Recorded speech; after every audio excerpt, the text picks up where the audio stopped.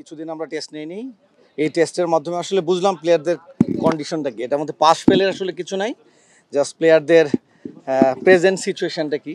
বেশ কয়েকটা সিরিজ গেছে, ডিপিএল গিয়েছে, বিপিএল গিয়েছে, তো এরপরে ওদের ফিটনেসের অবস্থা কি সেইটা জানার জন্য। এখন এইটা জানার পরে আমরা আসলে প্লেয়ারদেরকে ইন্ডিভিজুয়াল কাকে কি কোন ফিটনেস ট্রেনিং করাইতে হবে, কতটুকু করাইতে হবে, এগুলো আমরা ফাইন্ড আউট করবো, তারপর ওদেরকে জানাই দিব, ওইভাবে আমরা এক্সিকিউট করব ফিটনেসের বিষয়টা।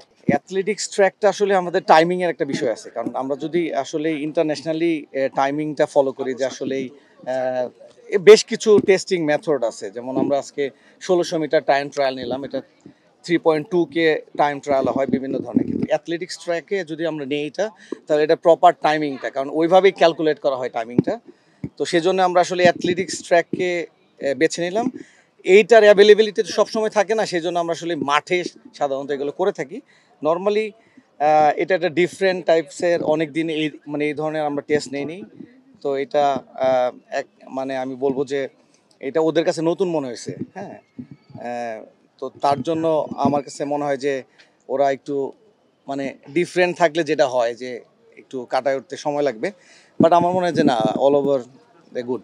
স্প্রিন্টিং আসলে আমরা যেটা হচ্ছে যে আমরা 1600 মিটার নিচ্ছি, যে তাদের কার্ডিওভাস্কুলার সিস্টেমটা কীভাবে কাজ করে, বা ধরেন ওদের ক্যাপাসিটি কেমন, আসলে ফিটনেস, ওভারঅল ফিটনেস। স্প্রিন্টিংটা নিলাম হাউ ফাস্ট দে আর। আমাদের এইটাও দেখার দরকার আছে আসলে 40 মিটার স্প্রিন্টটা যখন ছিল, যে তারা প্রথম 20 মিটারে কতটুকু ফাস্ট। যারা 20 মিটারে স্লো তাদেরকে হয়তো আমরা 20 মিটারে ফাস্ট করার জন্য, কারণ নর্মালি 1-2 ইঞ্চির জন্য আসলে রান আউট হয়, বা 1-2 ফিটের জন্য আমরা একটা ফোর্স সেভ করতে পারি না। তো স্প্রিন্টিংটা আমরা দেখলাম যে কিভাবে ওদের আরও ফাস্ট করা যায়, সো দ্যাট আমরা এটা ক্রিকেটে কীভাবে অ্যাপ্লাই করতে পারি। আর ওইটাকে দেখলাম যে আমাদের আসলে মাঠে থাকার ক্যাপাসিটিটা কি পরিমাণ, সেই হিসাবে আমরা ওদেরকে ওইখানে ইনপুট দেওয়ার চেষ্টা করবো।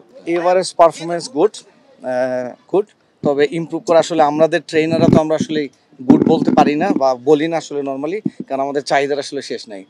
ভালো আমরা আসলে ভালো লেভেলে নিতে চাই। তো এইখানে 35-35 জনের মতন প্রেজেন্ট ছিল এখানে। তো যেটা হচ্ছে যে ফিটনেস ভালো।